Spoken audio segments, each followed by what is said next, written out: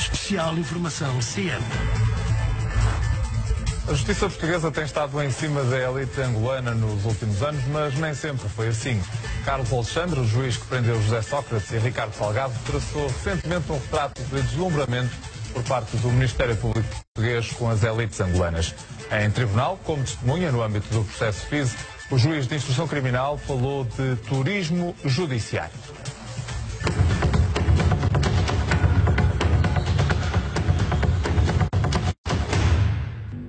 Carlos Alexandre é um juiz austero, conhecido por ter prendido muitos dos que pensavam ser os donos disto tudo. O juiz do Tribunal Central foi ao Campos da Justiça e deixou um retrato pouco abonatório da magistratura do Ministério Público. Uma magistratura deslumbrada com Angola, que aceitava prendas de alguém que recebia ordens diretas de José Eduardo dos Santos. Falava do ex-procurador-geral da República angolano e das viagens com o alto patrocínio do ex-PGR, Pinto Monteiro. O ano passado, quando eles lá foram, até eles trataram dele muito bem. Não, fizeram isto, fizeram aquilo. Eu disse, mas vocês não foram lá para ir fazer umas palestras? Andaram de avionetas para o Luban e para o Namibia. Andaram a fazer turismo judiciário. Porque eu sou muito dessas coisas de turismo judiciário, está a ver a ideia? Nada. E, portanto, não sofrem censura a dizer que outras pessoas o fazem. Carlos Alexandre contava as conversas que tinha mantido com o amigo Orlando Figueira. Quando ele lhe contou que tinham ido fazer umas palestras em Luanda e que tinham sido tratados como reis. Não levar a mal, deslumbrou-se um bocado com Angola. Eu acho que as pessoas deslumbram-se um bocado com Angola. Carlos Alexandre explicou o que movia ao procurador. Um magistrado que conhecia há 27 anos e que de repente decidia deixar tudo para trás para trabalhar com os angolanos. Afinal, era a crise, a falta de dinheiro, a promessa de um ordenado melhor. A magistratura e a classe, digamos assim, política em Angola tem um status que em Portugal não tem e, portanto, é muito fácil o apelo a dizer: eu posso ter uma vida melhor, porque é que eu ia estar aqui a trabalhar 12 horas por dia, se me dão uma possibilidade de eu ir trabalhar, porque é que eu ia desconfiar à partida? É assim que a coisa me é posta. Para o juiz do Tribunal Central é preciso equilibrar as coisas. E por isso fala do passado, de quando os magistrados tinham as tais excelentes relações com a elite angolana. Eu também li há dia a entrevista do Sr. ex-conselheiro Procurador-Geral, o Sr. Conselheiro Fernando Pinto Monteiro, perdoarão que traga a colação, que referiu que em 2010, quando ele lá foi, foram recebidos principescamente. Disse ele, foi em 2010.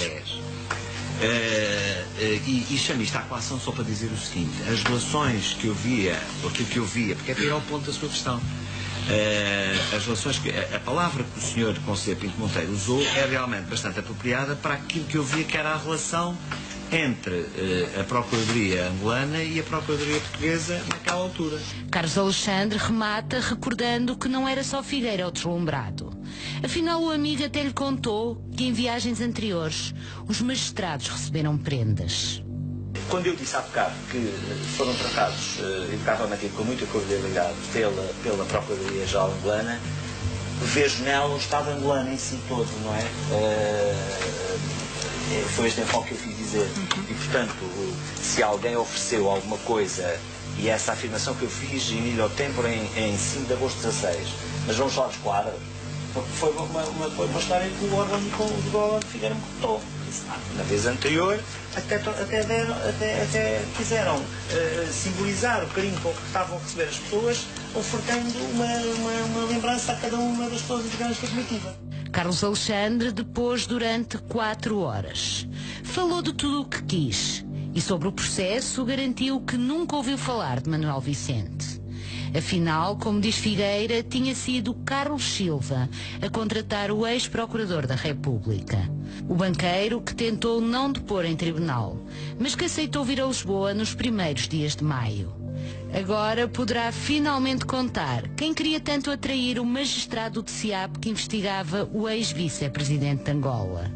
Depois de Carlos Alexandre falar no Campos da Justiça, Orlando Figueira foi libertado. Deixou de estar em prisão domiciliária. António, antes de aprofundarmos um bocadinho mais esta questão do processo FIS, eu gostava de tocar neste ponto que ouvimos há pouco o Carlos Alexandre como testemunha na Operação FIS, em que dá quase a ideia de que ele diz que a justiça portuguesa, de alguma forma, ia fechando os olhos nos últimos anos a algumas das coisas feitas pela elite angolana.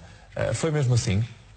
Eu não sei se terá sido assim, porque nos últimos anos, de 2008 até 2013, foram abertos pelo menos 10 processos que visam interesses angolanos. Começou em 2008 com o caso Banif, seguiu pela burla no Tesouro Angolano em 2010, 2012 as queixas do Adriano Parreira sobre uma série de outras coisas, os do Departamento de Estoril Sol, os casos Álvaro Sobrinho, as ações do Banco Big, a Soner TAP, ou seja, são muitos casos.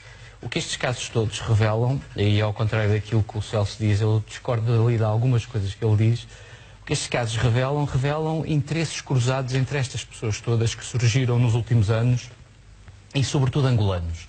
A ligação Manuel Vicente e Carlos Silva é uma ligação muito interessante, porque realmente, como o Celso diz, o Vicente está numa primeira linha de poder em Angola, Carlos Silva está numa segunda linha, mas eles têm ligações muito estreitas e neste processo que está a decorrer na Operação FIS, nota-se claramente várias ligações. Por exemplo, a Sonangol é acionista de referência do banco privado, que é o banco que Carlos Silva domina e superintende e é o presidente.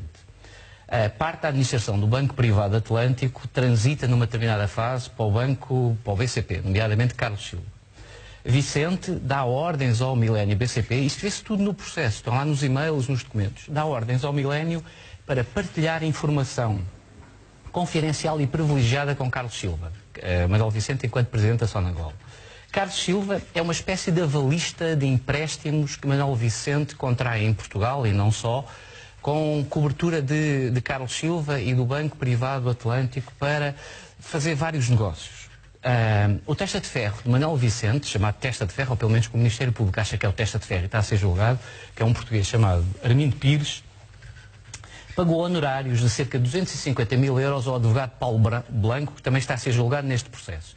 E esses 250 mil euros, Armindo Pires depois vai pedi-los ao Banco Privado Atlântico, dizendo que há um acordo com o Banco Privado Atlântico para que esse dinheiro lhes seja, ao fim e ao cabo, devolvido. Através de um esquema que eles inventam, de uma prestação de serviço, uma coisa que o valha. Ou seja, há muitas ligações, inclusive a de Carlos Silva, que é uma espécie de pivô de distribuição de dividendos ou de dinheiro que vem de Angola em 2010. Eu estou-me a limitar ao processo. É aquilo que o processo diz. Estão lá os documentos todos, estão lá os e-mails.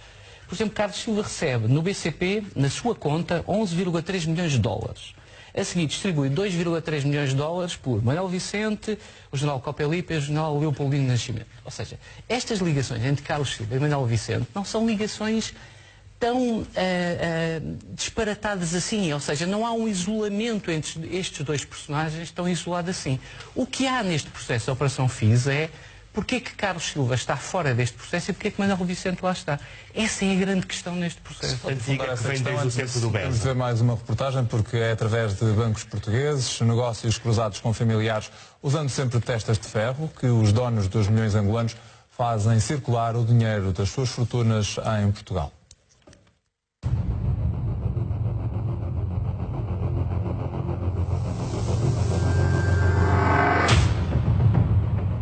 Nós consideramos isso uma ofensa, não aceitamos este tipo de tratamento. No bom sentido do termo, nós estamos condenados a estarmos juntos para sempre. E sendo bom e sendo positivo, isso é boa notícia.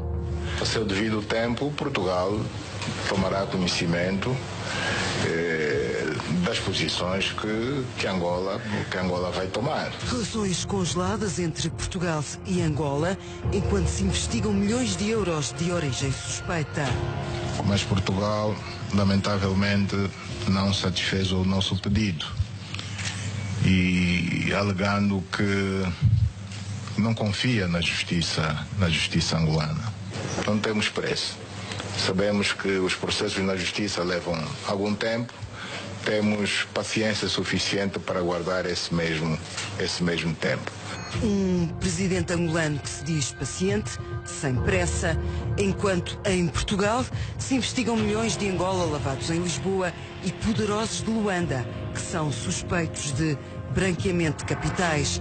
Já com Marcelo em terras angolanas, a paciência é pouca e bem audível. Sua Excelência Eide Godfrey, Presidente da República da Namíbia. Sua Excelência Marcelo Rebelo de Sousa, Presidente da República de Portugal.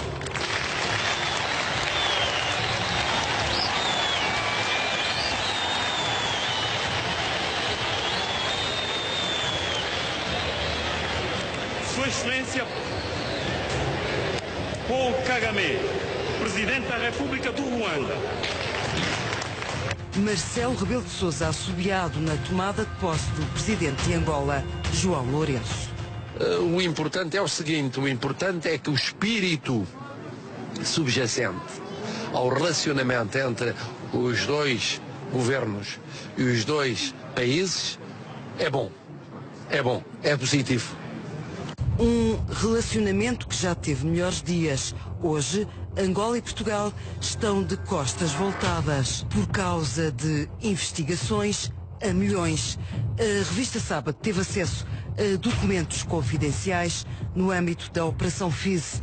A publicação avança que vários milhões de euros dos homens de confiança de José Eduardo dos Santos circularam em Portugal. Segundo a investigação da Sábado, há fortunas angolanas escondidas em Portugal que levantam suspeitas atrás de suspeitas. As elevadas quantias na posse de figuras de destaque do regime angolano passaram nos últimos anos por bancos portugueses, num esquema que permitiu aos homens de maior confiança do ex-presidente José Eduardo dos Santos lavar dinheiro em Portugal. Nesta teia, houve recurso a testas de ferro para tentar passar a perna à justiça. Muitos dos montantes em causa, avança a Sábado, foram apurados na Operação FIS, quando a PJ apreendeu documentos confidenciais no escritório de Paulo Blanco, o advogado que, segundo a investigação da Operação FIS, foi intermediário em todos os negócios. Mas vamos a números. De acordo com a revista Sábado, só o ex-vice-presidente de Angola, Manuel Vicente, recebeu 10 milhões por ano da Sonangol entre 2007 e 2010. A compra de um apartamento no Estoril por 3,8 milhões de euros levantou suspeitas da tal lavagem de dinheiro. A PJ calcula que Manuel Vicente tinha um património a rondar os 75 milhões de euros. O ex-vice de Angola tinha também dezenas de contas em vários bancos portugueses. O general Copelipa é outro dos angolanos sob suspeita. O ex-chefe da Casa Militar do presidente de Angola, apura a revista Sábado, movimentou mais de 70 milhões em operações bancárias, em parceria com a sua mulher, Luísa de Fátima Giovetti. Sempre que se deslocava em negócios ou em lazer na capital portuguesa, a antiga assistente de bordo viajava num Bentley ou num Rolls Royce, que custava mais de 250 mil euros. Luísa Giovetti tinha casas em Lisboa, Vila Moura e terrenos para construção na Quinta da Marinha, em Cascais, avaliados em 4 milhões de euros. Em 2000, a mulher de Copelipa já tinha realizado discretamente mais um negócio, a compra de 2 apartamentos no Estoril, em empreendimento de luxo, com vista para o mar, por 6 milhões de euros. A elite angolana apaixonou-se pelo Estoril, luxos que, segundo os investigadores, fazem soar o alarme de branqueamento de capitais. Copelipa e a mulher tinham mais de 20 contas bancárias entre Portugal e a Suíça. O general Leopoldino Nascimento será outro dos envolvidos no processo. A revista Sábado avança que, nos documentos confidenciais que juntou aos processos de crime portugueses, o advogado Paulo Blanco chega a escrever que as fortunas dos generais Copelipa e Leopoldino Dino Nascimento tinham algumas explicações. Tratavam-se de homens poupados. Dino Nascimento É suspeito devido aos investimentos que fez na Bolsa de Lisboa durante os anos 90, com dinheiro que os investigadores acreditam que seja de origem duvidosa. De acordo com a Sábado, o dinheiro e os negócios realizados em nome de Manuel Vicente, General Copelipa e General Dino Nascimento apontam para crimes económico-financeiros que envolvem ainda outras figuras, como Álvaro Sobrinho, antigo diretor do BES Angola, e Carlos Silva, que lidera o BPA. No que toca a apartamentos de luxo, Álvaro Sobrinho comprou 6 em Portugal, de uma só assentada.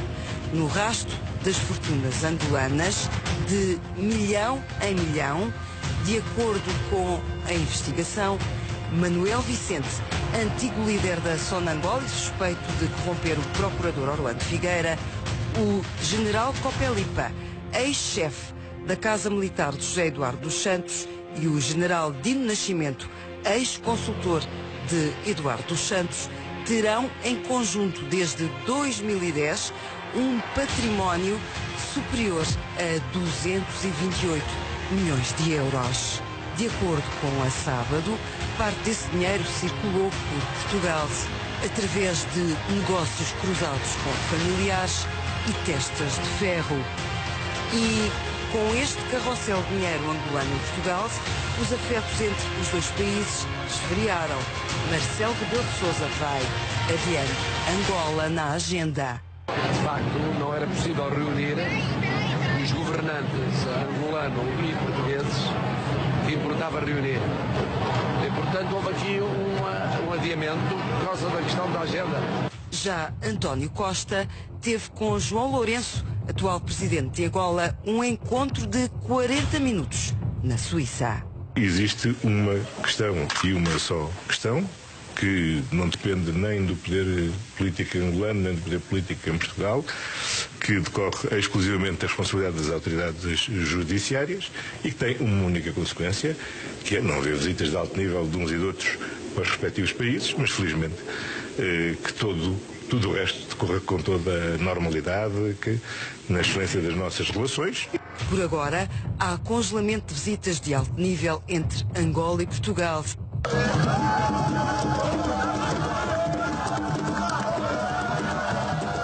Há bem pouco tempo houve visita presidencial de Marcelo a São Tomé e Príncipe, mas em Angola a música é outra. Sua Excelência Marcelo Rebelo de Sousa, Presidente da República de Portugal.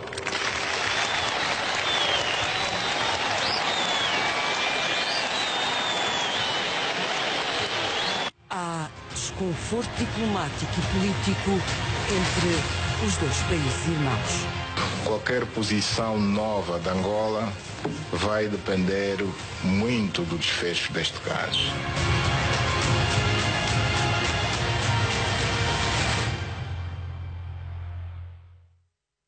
Há outros processos, para além do caso FIS, onde se cruzam as mesmas personagens. No processo TAP, ao contrário do que acontece neste processo FIS, o Ministério Público entendeu que os angolanos deviam ser julgados em Angola.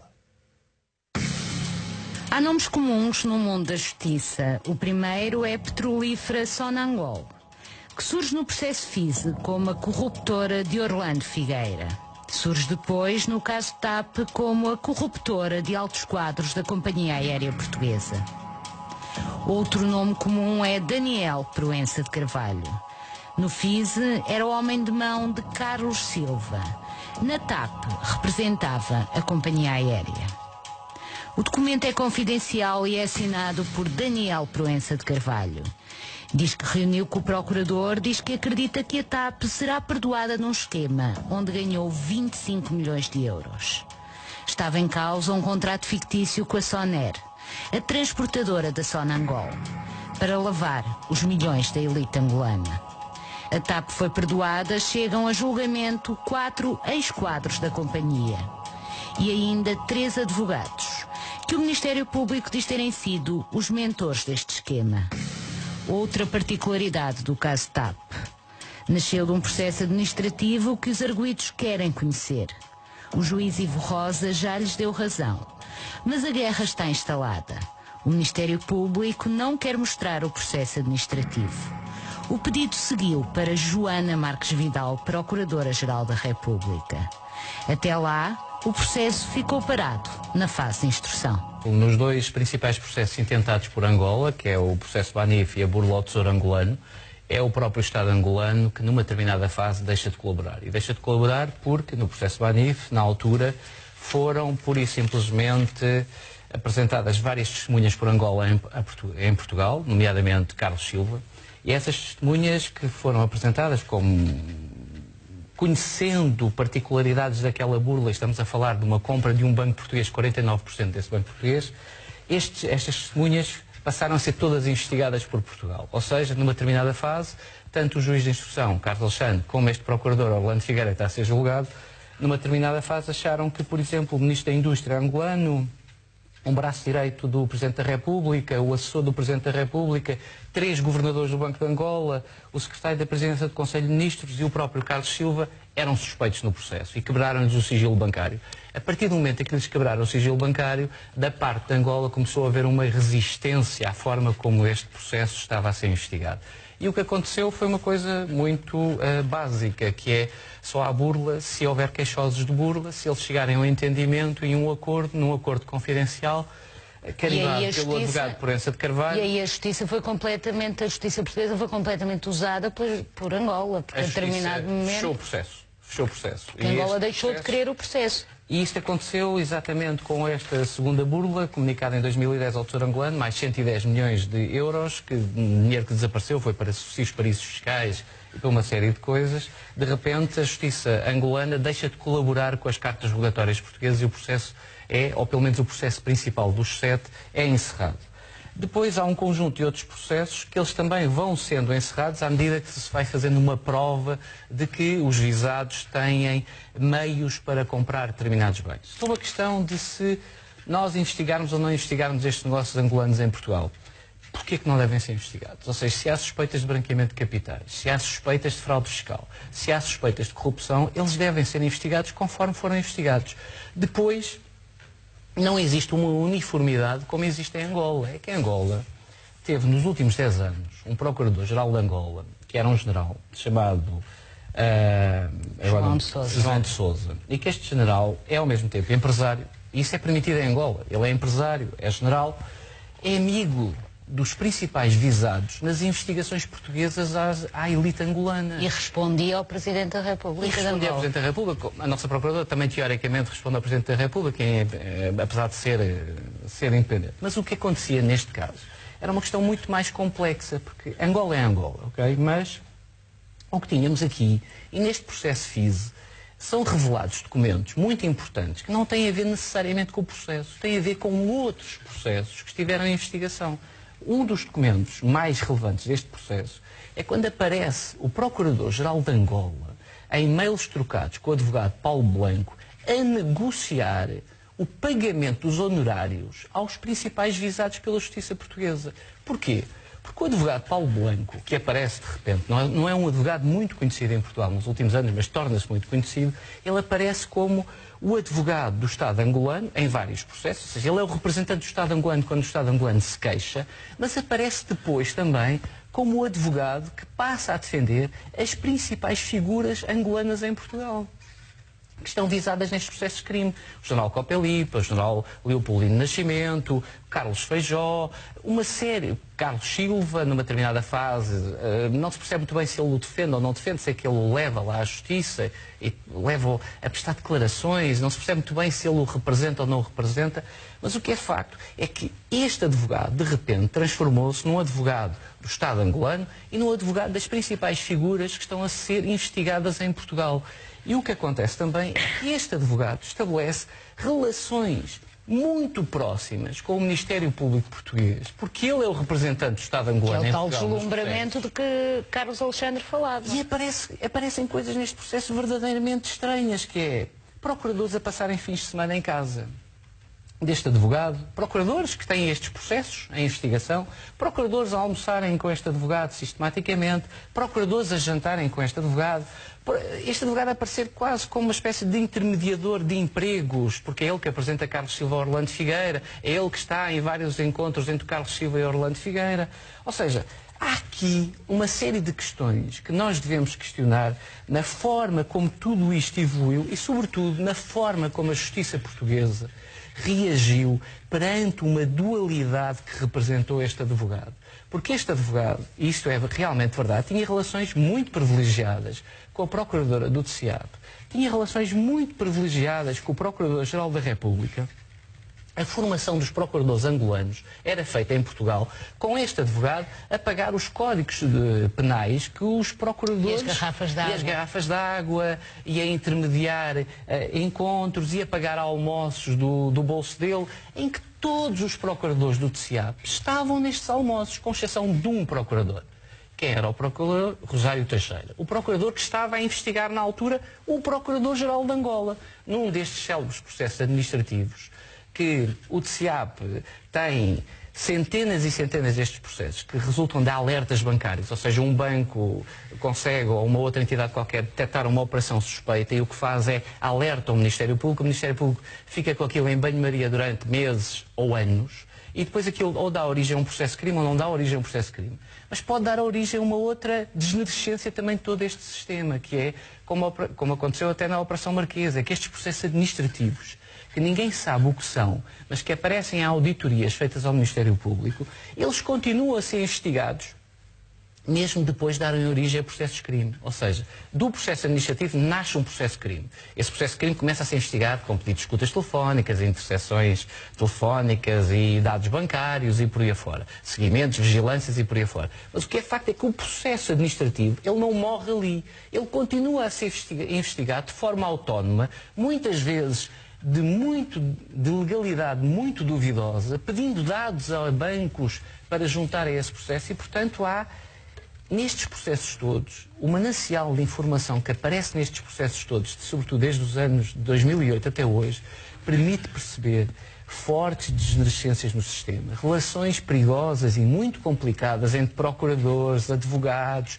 políticos e uma série de outras coisas e, sobretudo, uma ligação Portugal-Angola na investigação em que muitas vezes se disse nós não devemos investigar os angolanos porque nós temos muito dinheiro em Portugal angolano, nós temos relações muito próximas com os angolanos e o que é facto é que se há um processo de crime, ele deve ser investigado até às últimas consequências. A Operação FIS, que tem ainda como arguidos o engenheiro Armindo Pires e o advogado Paulo Blanco, assenta na acusação de que o ex-vice-presidente de Angola, Manuel Vicente, corrompeu Orlando Figueira com o pagamento de 760 mil euros para que Orlando Figueira arquivasse 2 inquéritos, um deles relacionado com a aquisição de um imóvel de luxo no Estoril. Manuel Vicente foi acusado de corrupção ativa, mas o seu processo foi separado da Operação FIS no início do julgamento. Voltamos à conversa. Celso, se o desfecho deste processo não agradar a Angola, quais podem ser as consequências para Portugal?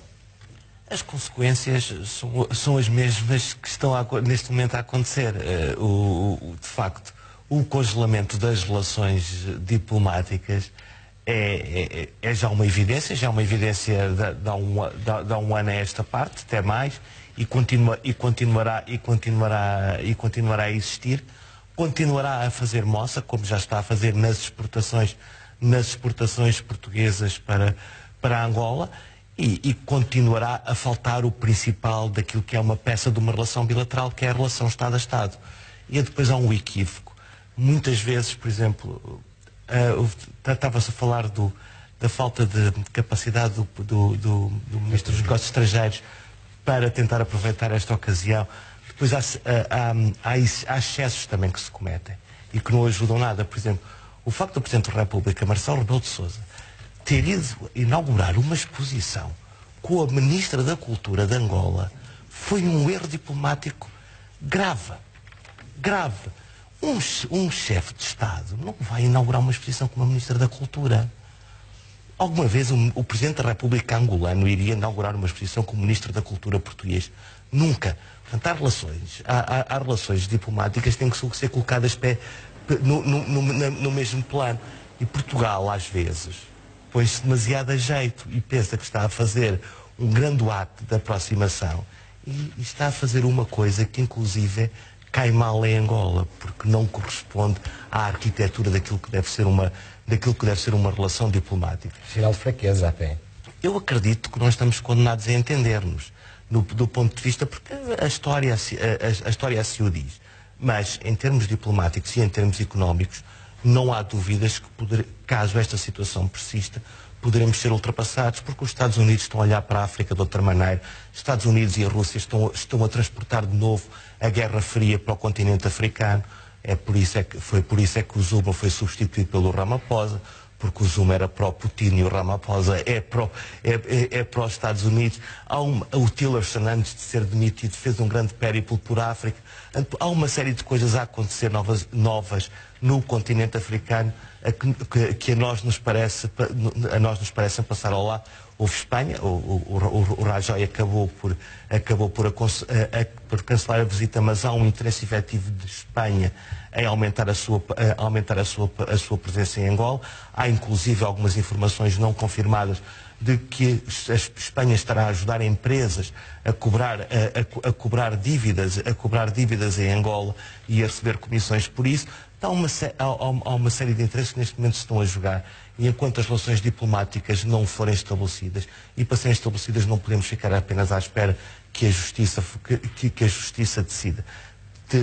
Portugal, o governo português, teria que ser mais proativo no estabelecimento de canais diplomáticos, que podem não ser canais diplomáticos que sejam conhecidos do grande público, mas que existam efetivamente e que possam ter resultados. Temos que terminar aqui. Obrigado a si também por nos ter acompanhado.